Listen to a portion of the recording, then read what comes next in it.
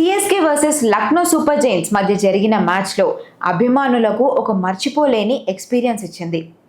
ఈ మ్యాచ్లో కేవలం 4లు 6లు మాత్రమే కాదు, గ్రౌండ్లో ఇద్దరు స్టార్ ప్లేయర్స్ మధ్య జరిగిన గొడవ ఇప్పుడు ఇంటర్నెట్ని షేక్ చేస్తోంది. Lucknow captain Rishabh Pant, star batter Aiden Markram మధ్య గొడవ హాట్ టాపిక్గా మారింది. లక్నో ఇన్నింగ్స్ 10వ ఓవర్లో ఈ హై డ్రామా మొదలైంది. జెమీ ఓవర్టన్ వేసిన బాల్ను ఆడిన పంత్ రెండవ రన్ కోసం మార్క్రమ్ను గట్టిగా పిలిచాడు.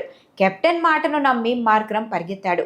కానీ మార్క్రమ్ సగం పిచ్ దాటాక పంత్ తన నిర్ణయాన్ని మార్చుకొని వెనక్కి వెళ్ళిపోయాడు.